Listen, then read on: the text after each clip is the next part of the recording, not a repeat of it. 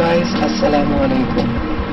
आज हम pituitary case study करेंगे। इसमें डायनामिक स्कैन कैसे ली जाती है 0.3 टेस्ला मशीन से, और उसके साथ ही जो हम स्मॉल एफओई लेते हैं, स्मॉल एफओई की वजह से जो आर्टिफैक्ट्स आते हैं उनके बारे में हम स्टडी करेंगे कि हम उन्हें कैसे स्किप कर सकते हैं।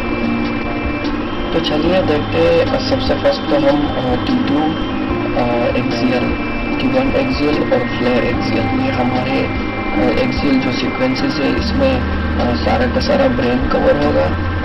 और उसके बाद जो है T1 करोनल, T2 करोनल, T1 sagittal and T2 sagittal, ये हमारे होंगे स्मॉल एफओई में। सिर्फ पिट्यूटरी ग्लैंड उसमें कवर हो इतना सफिशिएंट है, होल ब्रेन की कोई ज़रूरत ही नहीं, क्योंकि वो तो एक ऑलरेडी हमारे पास एक्सियल में आ जाता है। और दूसरी बात, ज़्यादातर बाकी ब्रेन में कोई एबनॉर्मलिटी होती ही नहीं है, तो हमें उनकी ज़रूरत कोई नहीं होती। हम सिर्फ करोनल और sagittal T1 T2 with contrast and without contrast, हम ये सब लेंगे स्मॉल एफओई में। ये रही हमारे पास करोनल स्मॉल एफओई में T1, और ये सेजिटल स्मॉल एफओई में स्लाइस इतने सफिशिएंट हो कि आपके पास पिट्यूटरी पूरी कवर हो जाए, बाकी इतनी ज़रूरत नहीं कि आपको फुल ब्रेन कवर करना पड़े। और ये सेजिटल T1 के इमेजेस।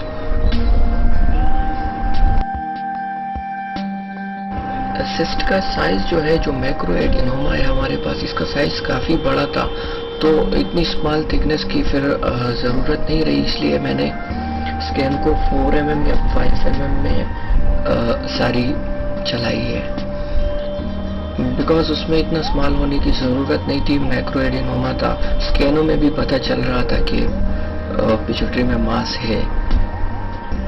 इसकी जो सीसी में सबसे बड़ी साइज थी, सीसी में आई थिंक मैंने मेजर की थी 2.5 mm, अब 2.5 सेंटीमीटर आ रही थी।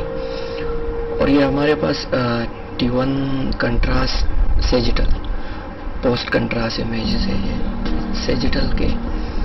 और यहाँ हमारे पास जो है फ्लेयर चूंकि मैंने इतना ब्रेन कवर नहीं किया था, बिकॉज चाहिए नहीं था, उसमें इतना कुछ था नहीं। हाँ, हालांकि आप कर भी सकते हो, उसके लिए सिर्फ आपको स्लाइसिस बढ़ानी होगी और TR जो इसके लिए रिक्वायर्ड होगा वो आपने बढ़ानी है। बाकी अगर आप ब्रेन कवर करना चाहते हैं तो कर सकते हैं, कोई मसला नहीं। अगर ना भी करना चाहे, ब्रेन में कोई मसला नहीं है, तो ना भी कर सकते हैं, उसका भी कोई इशू नहीं है। यहाँ में T2 में ही पता चल जाता है कि मसला कहाँ पर है और कहाँ नहीं। आई मीन, जब सिर्फ पिट्यूटरी में और उसके स्पिनाइड साइनस में और नेज़ल कैविटीज़ में ये मसला था, उससे हट के जो ब्रेन है, उसकी ब्रेन की जो स्कल साइज है वो थोड़ी थिक हो गई थी, यहाँ पर आप देख सकते हैं। तो वो इस वजह से, बिकॉज पेशेंट को एक तो पिट्यूटरी में मसला है, एक्रोमेगले कह सकते हैं, इसकी फेशियल साइज, इसके हैंड्स और इसकी फीट्स भी सारे साइज में बढ़ चुके थे। अच्छा, ये हमारे पास जो है T2 कोरोनल आ जाएगा विद स्मॉल एफओई, और ये इसकी इमेज। अच्छा, दूसरी बात जो है ना, ये मतलब कि हो चुकी है, और लाइव अगर देखे तो उसमें बड़ा मज़ा आता है, उसमें सब कुछ आसानी से पिक कर सकता है बंदा। बट लाइव इतना टाइम होता नहीं है कि वीडियो बना सके उस टाइम, तो इसलिए मैं जो पेशेंट्स हुए वो दिखाता हूँ, लेकिन सोचता हूँ कि चलो कोई तो कुछ सीख लेगा ना इसमें इतनी। और ये जो है हमारे पास T1 सेजिटल स्मॉल एफओई। अच्छा, ये स्कैन ज़रा ठीक नहीं आई थी, बाकी आर्टिफैक्ट्स के बारे में मैं बताऊंगा बाद में। ये सही आई थी T2 सेजिटल। अच्छा, यहाँ जो है ना हमारे पास T1 T2 फ्लेयर एक्सियल, अच्छा T1 और T2 कोरोनल, और T1 और T2 सेजिटल, ये हमारे पास कंप्लीट हो गए। प्लेन स्कैन जो है इसका कंप्लीट हो गया। अब हम चलेंगे कंट्रास्ट की तरफ, और कंट्रास्ट में सबसे पहले हम लेंगे डायनामिक स्कैन, जो कि हमारे पास कंट्रास्ट जैसे ही आप देना स्टार्ट करें तो आपके पास वो स्कैन भी स्टार्ट होनी चाहिए उसी टाइम। उसमें आप डिले नहीं करेंगे तो उसमें हमारे पास ऐसा आएगा कि मतलब कंट्रास्ट नहीं होगा पिट्यूटरी में, फिर कंट्रास्ट आ जाएगा, फिर फुल हो जाएगा, फिर वॉश आउट। तो ये सब देखे जाएंगे। और यहाँ पर जो है हम कंट्रास्ट में T1 सेजिटल जो हमने ली है, T1 एक्सियल, T1 सेजिटल और T1 कोरोनल ऑलरेडी हम प्लान में ले चुके हैं, उन्हीं को हम कंट्रास्ट के लिए स्टार्ट करेंगे। ज़रूरत नहीं है कि और स्कैन उठाए और उसके लिए और फिर हेडेक हो जाएगी ना।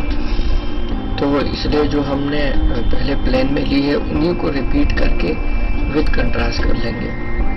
उसमें सिंपल है, इतना कुछ नहीं है, बस आपको इतना करना होगा कि जैसे मैं अभी ये T1 एक्सियल खोल लेता हूँ, सही है, ये प्री कंट्रास्ट, इसकी जस्ट कंट्रोल में जाऊंगा, वहाँ टेक्नीशियन कंट्रास्ट देगा और इसे मैं स्टार्ट कर दूंगा। और ये फिर T2 कोरोनल, ये हुआ T1 कोरोनल और ये T1 सेजिटल, इन तीनों के कंट्रोल खोलेंगे और फिर जैसे ही वहाँ पे कंट्रास्ट पुश करेगा यहाँ हम स्टार्ट करेंगे। अच्छा, ये जो है ये हमारे पास डायनामिक स्कैन है। डायनामिक स्कैन में मैंने जस्ट 3 स्लाइस काफ़ी है और उसके साथ जो है स्मॉल एफ हुई विद स्मॉल एफ हुई, लार्ज एफ हुई नहीं, क्योंकि इसका तो एक तो हमने 5 डायनामिक्स लिए, ऊपर से 50 सेकेंड ड्यूरेशन है, तो हमारे पास जो है क्वालिटी भी थोड़ी वीक आएगी, इसलिए हमने स्मॉल एफ हुई रखी है ताकि स्मॉल एफ हुई में पिट्यूटरी अच्छे से दिखे। स्टार्ट स्कैन जो टाइम है इसकी 0 ड्यूरेशन है और जो बाकी डायनामिक की ड्यूरेशन है वो 50 सेकेंड है।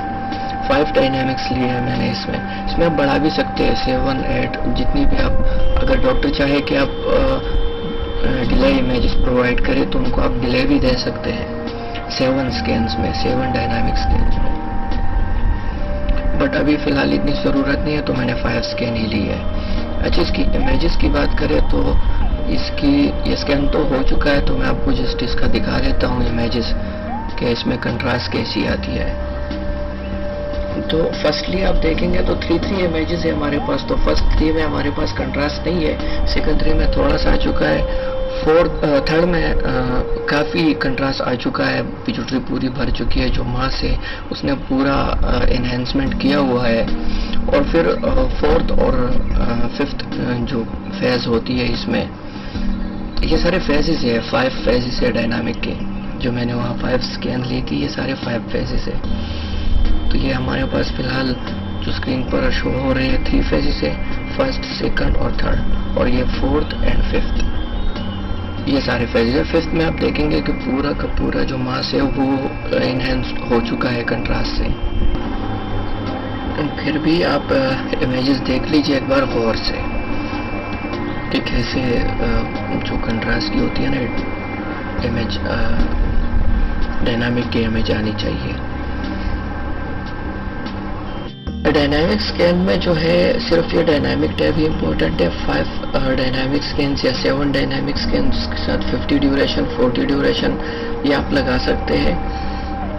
3 स्लाइस सफिशेंट है, ज़रूरत नहीं है कि आप इंटीरियर से पोस्टीरियर तक सारी जो है पिट्यूटरी आप कवर करें। और उसके साथ जो है आप डायनामिक स्कैन कोरोनल में लेंगे, कोरोनल में इसलिए ताकि उसका स्टॉक जो है वो, इसमें तो खैर स्टॉक उसके साथ मास से अलहदा नहीं है, सेपरेट नहीं है, इसलिए आपको स्टॉक नहीं दिखा। ये जो है हमारे पास, ये हमारे पास इसकी एनालिसिस है इसकी इंटेंसिटी की।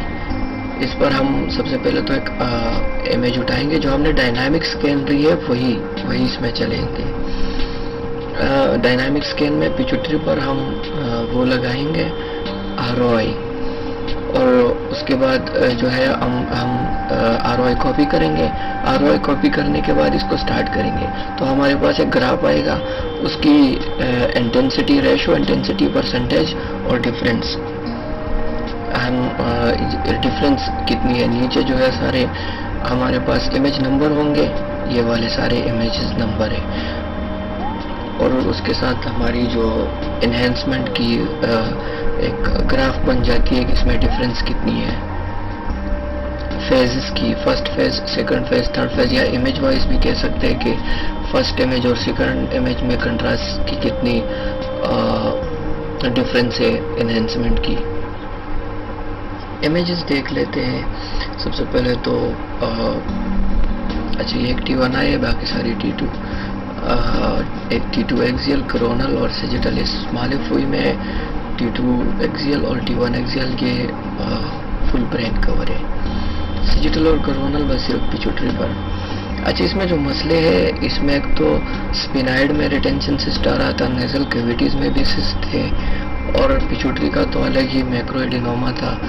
तकरीबन ये सीसी डायमेंशन में 2.5 सेंटीमीटर जो है सबसे बिगेस्ट था। लार्जर वन जो था वो सीसी में था, क्रेनियोकाउडल डायमेंशन में तो 2.5 था। बाकी दोनों में ट्रांसवर्स और एपी डायरेक्शन डायमेंशन में ये आई थिंक 1.6 था।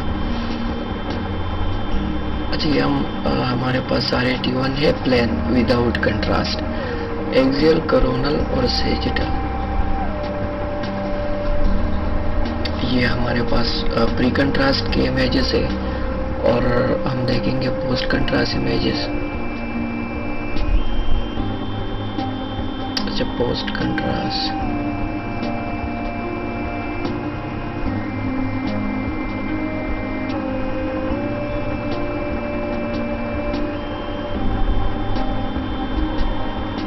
ये हमारे पास जो है इसकी डायनेमिक स्कैन हो गई।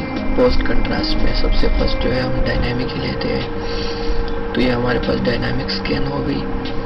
और ये भी मैंने 4 थिकनेस में ही ली थी, ज़रूरत नहीं थी। बाकी जो ऐसी होती है कि माइक्रोएडिनोमा होता है तो उसमें मैं अक्सर 3 थिकनेस में कम से कम लेता हूँ। और ये हमारे पास axial, coronal and sagittal post contrast में ये तीनों आ गए। अच्छा ये जो है ना, ये आपको मस्ट है कि आप स्मॉल एफ में लें, लेकिन स्मॉल एफ में एक जो होती है ना आर्टिफैक्ट टाइप, वो आती है जब हम एफ स्मॉल करते हैं तो उसमें एक आर्टिफैक्ट टाइप आती है, वो भी इसके बाद इंशाल्लाह डिस्कस करेंगे इसी वीडियो में। वो मेरे पास गलती से आ गई थी, लेकिन चलो फिर मैंने सोचा कि चलो अच्छा है, इसके बारे में भी डिस्कस करेंगे कि हम कैसे ख़त्म कर सकते हैं इसे। इमेजेस तो आपने देख ली, क्वालिटी कैसी आती है, कैसे प्रोटोकॉल सेट करना है, इसकी सब कुछ। अब चलते हैं आर्टिफैक्ट की तरफ जो स्मॉल एफ की वजह से आते हैं। अक्सर कोरोनल और सेजिटल स्मॉल एफ में ली जाती है। T2 T1 दोनों के लिए सेम प्रोसीजर है। अच्छा जो कोरोनल था मेरे पास, कोरोनल में आए थे, इसमें रिव्यू टैब में जाके मैंने 3 दफ़ा स्कैन ली थी। एक था कोरोनल, फर्स्ट जो मैंने ली थी वो आर्टिफैक्ट के साथ आया था।